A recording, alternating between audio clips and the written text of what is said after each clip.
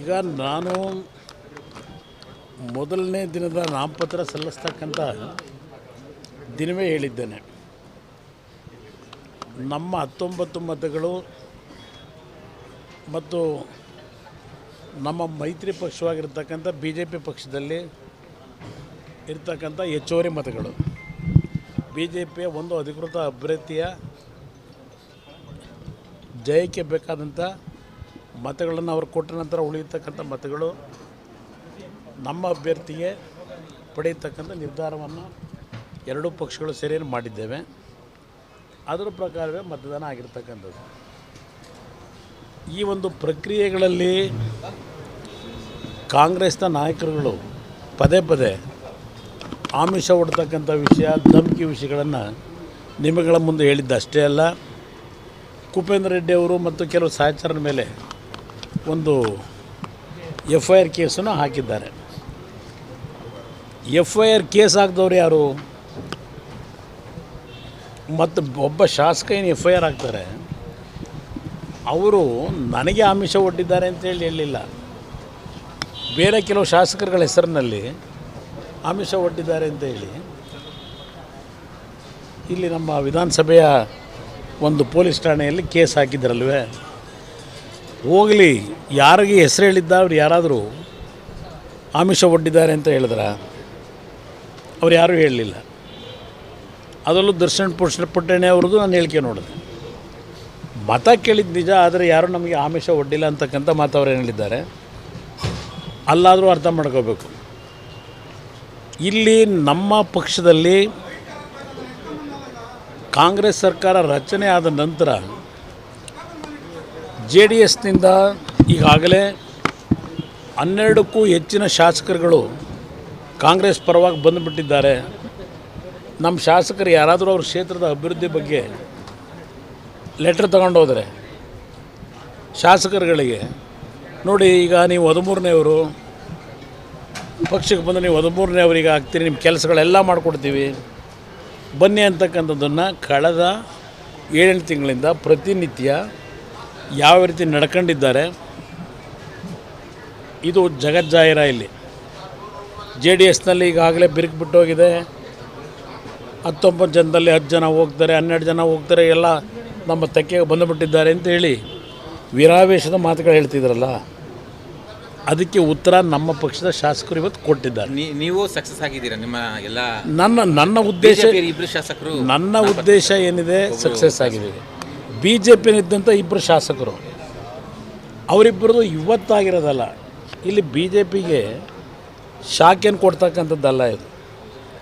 ಈಗಾಗಲೇ ಕಳೆದ 7-8 ತಿಂಗಳಲ್ಲಿ ಅವ್ರ ನಡವಳಿಕೆಗಳ ಬಗ್ಗೆ ಪ್ರತಿದಿನ ನೀವೇ ಮಾಧ್ಯಮದಲ್ಲಿ ತೋರಿಸಿದ್ದೀರಿ ಯಾವ ರೀತಿ ನಡ್ಕೊಂಡಿದ್ದಾರೆ ಅಂತೇಳಿ. ಈಗ BJPಯ ಶಾಸಕರು ವಿಪ್ ಉಲ್ಲಂಘನೆ ಮಾಡಿ ಮತ ಹಾಕಿದಾಗ ನನ್ನ ಬಗ್ಗೆ ಏನು ಹೇಳಿದ್ದಾರೆ? ಕುಮಾರಸ್ವಾಮಿ ಅವರಾಗಿದ್ದರೆ ಅವಕಾಶವಾದಿ ರಾಜಕಾರಣಿ ಅಲ್ವೇ? ಈ ಪ್ರಶ್ನೆ ನನಗಿಟ್ಟಿದ್ದಾರೆ. ಅವರಿಗೆ ಬಹುಮತ ಇಲ್ಲ, ಯಾಕೆ ಮುಖ್ಯಮಂತ್ರಿ ಆದರು ಅಂತ ಹೇಳಿದ್ದಾರೆ. ಅವ್ರ ಪ್ರಶ್ನೆ ನನಗೆ ಇಟ್ಟಿರ್ತಕ್ಕಂಥ ಕುಮಾರಸ್ವಾಮಿ ಅವಕಾಶವಾದಿ ರಾಜಕಾರಣಿ ಅಲ್ವೇ ಅಂತಕ್ಕಂಥ ಪ್ರಶ್ನೆಯನ್ನು ಇಟ್ಟಿದ್ದಾರೆ. ಅವತ್ತು ಯಾವುದೇ ಪಕ್ಷಗಳಿಗೆ ಸ್ಪಷ್ಟವಾದ ಬಹುಮತ ಬರದೆ ಅದರ ಹಿನ್ನೆಲೆಯಲ್ಲಿ ಈಗೇನು ಮತ್ತೆ ಕಾಂಗ್ರೆಸ್ ತೆಕ್ಕೆ ಹೋಗಿದ್ದಾರಲ್ಲ ಮತ ಕೊಟ್ಟು ಕಾಂಗ್ರೆಸ್ನ ಅಭ್ಯರ್ಥಿಗೆ, ಅವತ್ತು ಇವರು ಒಳಗೊಂಡಂತೆ ನಮ್ಮ ಮನೆ ಬಾಗಿಲಿಗೆ ಬಂದಂಥವ್ರು ಇವರು. ಏನು ಯಾವುದೇ ಪಕ್ಷಗಳಿಗೆ ಬಹುಮತ ಇಲ್ಲ, ನಾವು ನೀವು ಸೇರಿ ಸರ್ಕಾರ ಮಾಡಬೇಕು ಅಂತ ಹೇಳಿ ತೀರ್ಮಾನ ತಗೊಂಡು ಬಂದಂಥವ್ರು ಕಾಂಗ್ರೆಸ್ನ ಮಹಾನ್ ನಾಯಕರುಗಳು. ಆಗಲೂ ಸಹ ದೇವೇಗೌಡರು ಏನು ಹೇಳಿದ್ರು, ಮೊನ್ನೆ ಲೋಕಸಭೆಯಲ್ಲಿ ರಾಜ್ಯಸಭೆಯಲ್ಲಿ ಮಲ್ಲಿಕಾರ್ಜುನ್ ಖರ್ಗೆ ಅವರು ಇದ್ದಾಗಲೇ ಹೇಳಿದ್ದಾರೆ, ದೇವೇಗೌಡರು ರಾಜ್ಯಸಭೆಯಲ್ಲಿ ಮೊನ್ನೆ ಪ್ರಸ್ತಾಪ ಮಾಡಿದ್ದಾರೆ, ನಮ್ಮ ಪಕ್ಷಕ್ಕೆ ಮುಖ್ಯಮಂತ್ರಿ ಸ್ಥಾನದ ಅವಶ್ಯಕತೆ ಇಲ್ಲ, ಖರ್ಗೆ ಅವ್ರನ್ನಾದರೂ ಮಾಡ್ಕೊಳ್ಳಿ, ಯಾರನ್ನಾದರೂ ಮಾಡ್ಕೊಳ್ಳಿ ಅಂತಕ್ಕಂಥದ್ದನ್ನು ಅವರು ಮುಖಕ್ಕೆ ಹೇಳಿದ್ದಾರೆ ಕಾಂಗ್ರೆಸ್ನ ನಾಯಕರುಗಳಿಗೆ. ಗುಲಾಂ ನಬಿ ಇರ್ಬೋದು, ಗೆಲೋಟ್ ಇರ್ಬೋದು, ಅವರೇನು ಸಭೆಯಲ್ಲಿದ್ದರು, ಇವನ್ ಇದೇ ಸಿದ್ದರಾಮಯ್ಯನವರೇನಿದ್ದರು ಅವತ್ತು ಹೇಳಿದ್ದಾರೆ. ಸರಿಗ ನಾವು ಅಧಿಕಾರ ಹುಡ್ಕೊಂಡು ಅವಕಾಶವಾದಿ ರಾಜಕಾರಣ ನಾವೆಲ್ಲ ಮಾಡ್ಕೊಂಡವ್ರು ನೀವು. ಅವತ್ತು ಮೈತ್ರಿ ಸರ್ಕಾರದಲ್ಲಿ ಅಭಿವೃದ್ಧಿ ಆಗ್ತಿಲ್ಲ ಅಂತೇಳಿ ಕಾರಣ ಕೊಟ್ಟು ಹೋದ್ರಲ್ವೇ ಇವರು. 3 ವರ್ಷ ಮಂತ್ರಿಗಳು ಆಗಿದ್ದರಲ್ವೇ BJP ಸರ್ಕಾರದಲ್ಲಿ. ಈಗ ಬಿ ಜೆ ಪಿಗೆ ಟೋಪಿ ಯಾಕೆ ಅಲ್ಲಿ ಹೋಗಿದ್ದಾರೆ? ಮೈತ್ರಿಕೂಟಕ್ಕೆ ಇದು ಎರಡನೇ ಸೋಲಲ್ವಾ ಸರ್? ಇದು ಆತ್ಮಸಾಕ್ಷಿ ಮತ ಅಲ್ವೇ? ಅಲ್ವೇ? ಸಿದ್ದರಾಮಯ್ಯ ಅವರು ಬೆಳಗ್ಗೆ ಮಾತಾಡ್ಬೇಕಾದ್ರೆ ಎಸ್, ಅವರ ಪಕ್ಷದ ಮತಗಳೇ ನಮಗೆ ಬರುತ್ತೆ ಅಂತ ಸ್ಪಷ್ಟವಾಗಿ ಇಲ್ಲಿ ನಮ್ಮ ಪಕ್ಷದಿಂದ ಎಲ್ಲೋ ಹೋದರು? ನಮ್ಮ ಜೆಡಿಎಸ್ ಇಂದ ಬರುತ್ತೆ. ನಿಮಿಷ, ನನ್ನ ಪಕ್ಷ ನಾನು ಶಾಸಕರುಗಳು ಅವ್ರು ಹೇಳಿದ್ದಾರೆ, ಮುಖ್ಯಮಂತ್ರಿಗಳು ಗಮನಿಸಿದ್ದೇನೆ. ಆತ್ಮಸಾಕ್ಷಿ ಅನ್ನೋದು ಎಲ್ಲಿದೆ? ಜೆ ಡಿ ಎಸ್ಗೆ ಆತ್ಮ ಎಲ್ಲಿದೆ, ಸಾಕ್ಷಿ ಎಲ್ಲಿದೆ ಅಂತಕ್ಕಂಥ ಏನು ಹೇಳ್ತಾರೆ. ಇದೇ ಕಾಂಗ್ರೆಸ್ ಪಕ್ಷ ಹಿಂದೆ ಈ ದೇಶದ ಇತಿಹಾಸದಲ್ಲಿ ಅಧಿಕೃತ ಅಭ್ಯರ್ಥಿಯನ್ನು ಚುನಾವಣೆಗೆ ನಿಲ್ಲಿಸಿ ಸಂಜೀವ್ ರೆಡ್ಡಿ ಅವರನ್ನು, ಇಂದಿರಾ ಗಾಂಧಿಯವರು ಪ್ರಧಾನಮಂತ್ರಿಗಳಿದ್ದಾಗ ಸಂಜೀವ್ ರೆಡ್ಡಿ ಅವ್ರನ್ನ ಅಭ್ಯರ್ಥಿ ಮಾಡಿ, ಅಧಿಕೃತ ಅಭ್ಯರ್ಥಿ ಅಂತೇಳಿ ಕಾಂಗ್ರೆಸ್ನಿಂದ ಅಭ್ಯರ್ಥಿ ಮಾಡಿ, ಅವತ್ತು ಮತ್ತೆ ವಿ ವಿ ಗಿರಿ ಅವರನ್ನು ಸಿಂಡಿಕೇಟ್ ಅಂತ ಮಾಡ್ಕೊಂಡೇನು ಅಭ್ಯರ್ಥಿ ಮಾಡಿದ್ರು. ಅಭ್ಯರ್ಥಿ ಮಾಡಿ ಅವತ್ತು ಆತ್ಮಸಾಕ್ಷಿಯ ಮತ ಚರ್ಚೆ ಮಾಡಿದವರು ಯಾರು ಮಾಡಿದವರಪ್ಪ? ಸರ್ ಈಗ ಎರಡನೇ ಯಾರು ಮಾಡಿದವರು? ಒಂದು ನಿಮಿಷ ಇರಿ. ಆತ್ಮಸಾಕ್ಷಿ ಮತ ಎಲ್ಲಿದೆ ಅಂತ ಹೇಳ್ತಾರಲ್ಲ, ಅವತ್ತು ಇದು ದೇಶದಲ್ಲಿ ಹುಟ್ಟಾಕಿದ್ದೇ ನೀವು ಕಾಂಗ್ರೆಸ್ ನಾಯಕರು. ಅಡ್ಡ ಮತದಾನ ಹೇಳ್ತಾ ಇದ್ದೀರಿ. ಇವತ್ತು ಜೆ ಡಿ ಎಸ್ಸಿಂದ ಆಮಿಷ, ದುಡ್ಡನ್ನು ಆಮಿಷ ಒಡ್ಡಿ ಅಂತ ಹೇಳ್ತಾ ಇದ್ದೀರಲ್ಲ. ಇತಿಹಾಸ ತೆಗೀರಿ. 1999 ಕಾಂಗ್ರೆಸ್ ಸರ್ಕಾರದ ಆಡಳಿತದಲ್ಲಿ ಅವತ್ತು 15 ಜನ ಬಿ ಜೆ ಪಿಯ ಶಾಸಕರುಗಳನ್ನು ಹೈಜಾಕ್ ಮಾಡಿದಂಥದ್ದು ಇದೇ ರಾಜ್ಯಸಭಾ ಮತದಾನಕ್ಕೆ. ಅದಾದ ನಂತರ ಜೆ ಡಿ ಎಸ್ ಪಕ್ಷದಿಂದ 2016-17 7 ಜನನ ಹೈಜಾಕ್ ಮಾಡಿದಂಥದ್ದು ಮೊನ್ನೆ ಮತ್ತೆ ಕಳೆದ ವರ್ಷ ನಡೀತಲ್ಲ. ಯಾವ ರೀತಿ ನಡೆಸಿದ್ದೀರಿ ರಾಜಕಾರಣ? ಇದೆಲ್ಲ ಕಣ್ಣು ಮುಂದೆ ಇರ್ತಕ್ಕಂಥದ್ದು. ಇದನ್ನು ಸಿದ್ದರಾಮಯ್ಯನವ್ರಿಗೂ ಹೇಳ್ತೇನೆ. ಇವತ್ತು ಈ ದೇಶದ ರಾಜಕಾರಣದಲ್ಲಿ, ಈ ರಾಜ್ಯದ ರಾಜಕಾರಣದಲ್ಲಿ ಇವತ್ತು ಇಂಥ ಒಂದು ವಾತಾವರಣ ನಿರ್ಮಾಣ ಮಾಡಿರ್ತಕ್ಕಂಥದ್ದು ಕಾಂಗ್ರೆಸ್ಸು. ನಿಮ್ಮನ್ನ ಅವಲೋಕನ, ನಿಮ್ಮ ಆತ್ಮಾವಲೋಕನ ನೀವು ಮಾಡ್ಕೋಬೇಕು. ಸರ್, ಈಗ ಮೈತ್ರಿಕೂಟಕ್ಕೆ ಎರಡನೇ ಸೋಲು ಬೆಂಗಳೂರು ಶಿಕ್ಷಕರ ಕ್ಷೇತ್ರ ಸೋಲು. ಚುನಾವಣೆ ಒಂದು ನಂತರ. ನಿಮಿಷ, ಸೋಲು ಅಂತ ಯಾಕೆ ಹೇಳ್ತೀರಿ? ಚುನಾವಣೆಯಲ್ಲಿ ಇವೆಲ್ಲ ಫಲಿತಾಂಶಗಳು ನಾವೆಲ್ಲರೂ ನಿರೀಕ್ಷೆ ಇಟ್ಟಿರ್ತಕ್ಕಂಥದ್ದು.